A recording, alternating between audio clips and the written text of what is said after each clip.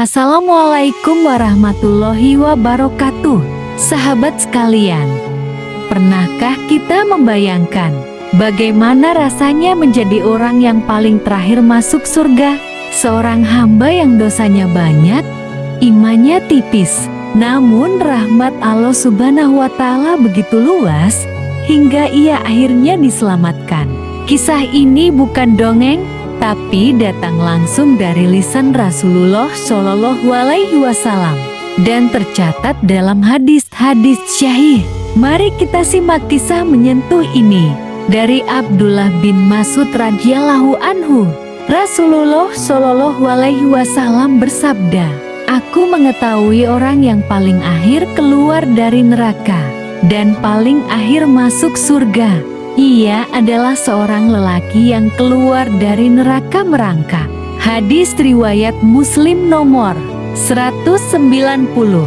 Bayangkan, ia keluar dari neraka dalam kondisi sangat lemah, tidak bisa berdiri, hanya mampu merangkak karena begitu beratnya azab yang telah ia rasakan. Begitu ia keluar, Allah Subhanahu wa Ta'ala berfirman, "Pergilah dan masuklah ke surga." Namun, saat melihat surga, ia mendapati bahwa surga sudah penuh. Ia pun kembali dan berkata, "Wahai Rabbku, aku dapati surga telah penuh." Tapi Allah Maha Pengasih dan Maha Penyayang. Kemudian Allah Subhanahu wa Ta'ala berfirman lagi, "Pergilah dan masuklah ke surga. Kamu mendapatkan bagian seperti dunia dan 10 kali lipatnya." Orang itu pun kaget dan berkata, "Apakah engkau mengejakku? Padahal engkau adalah raja." Abdullah bin Mas'ud radhiyallahu anhu tertawa saat meriwayatkan hadis ini. Ia berkata, "Lihatlah bagaimana Rasulullah Shallallahu Alaihi Wasallam tersenyum saat menceritakan dialog ini." Hadis riwayat Muslim. Sungguh betapa lembutnya Allah kepada hambanya. Walau si hamba ini paling terakhir, walau ia hampir binasa di neraka, tapi akhirnya ia diberi bagian surga yang tak terbayangkan. Kisah ini bukan hanya menyentuh hati, tetapi juga menyimpan pelajaran yang sangat dalam. Rahmat Allah lebih luas dari murkanya.